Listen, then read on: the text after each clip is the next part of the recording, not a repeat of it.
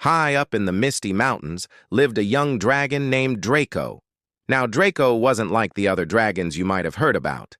They loved hoarding gold and shiny treasures. But Draco? His absolute favorite thing in the whole wide world was birthdays. Every year, on his special day, he'd bake himself a gigantic cake using his fiery breath and decorate it with colorful river stones he'd collected.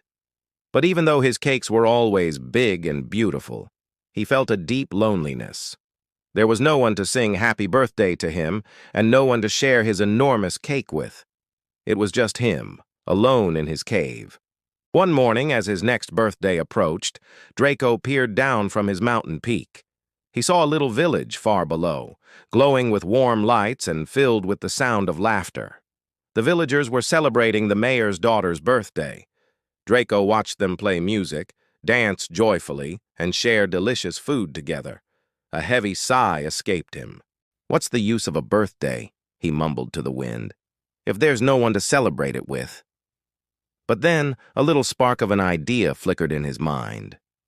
Maybe, he thought, if I can't have my own happy birthday, I can give someone else a birthday gift. That might make me happy too. Excited by this new thought, Draco scurried back into his cave and started looking around. He found sparkling gems that glittered like distant stars, soft, shimmering feathers from magical mountain birds, and smooth, shiny pebbles from the river far below. He worked diligently through the night, his claws surprisingly gentle as he shaped and polished. By morning, he had created a breathtaking crystal crown that shone with all the colors of the rainbow. When the sun peeked over the mountains, Draco carefully wrapped the crown in a large, sturdy leaf and carried it down to the edge of the village. He was far too shy to meet any people, so he quietly left the gift near the riverbank, where he knew children often played. Then, with a silent flap of his wings, he flew back to his lonely cave before anyone could spot him. Later that day, a group of villagers found the crown. They had never seen anything so exquisitely bright and beautiful, but their awe quickly turned to fear. "A dragon must have dropped this," one man exclaimed. "Maybe it's cursed," he whispered, and a worried murmur spread through the crowd. Everyone began to panic. Everyone, that is, except for the mayor's daughter, a kind girl named Lila. She smiled and said, "It's too beautiful to be a curse. I think it's a gift." Lila gently picked up the crown and placed it on her head.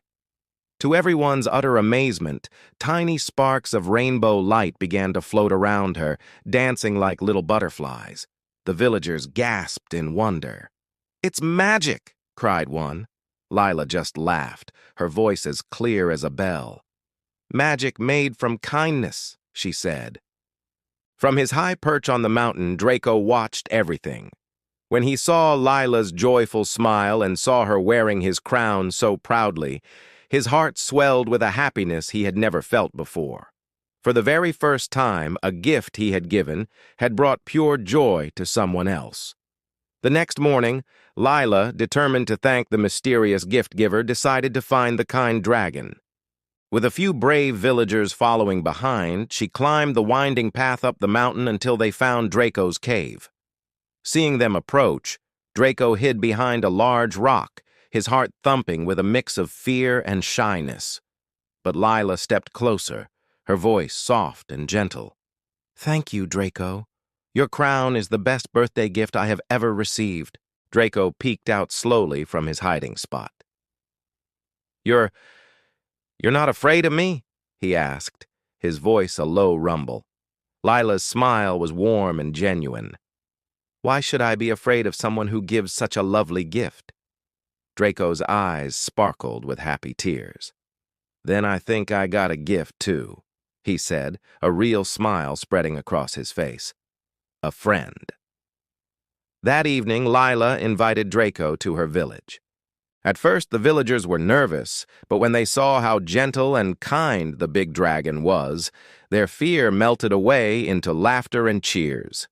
The children giggled as they painted his shiny scales with flowers, and Draco, using just a puff of his warm dragon fire, baked the biggest, most delicious cake anyone had ever seen. Everyone sang and danced together, celebrating Lila's birthday, and for the first time, Draco's too. From that day on, the dragon of the Misty Mountains was no longer feared. He was a friend, and every year the village celebrated 2 birthdays together, one for the kind-hearted girl and one for the friendly dragon. And Draco learned that the greatest treasure in the world isn't gold or jewels. It's the warmth of friendship and love. Thank you so much for watching. If you enjoyed this story, don't forget to like, subscribe, and hit that notification bell so you don't miss our next adventure. See you next time.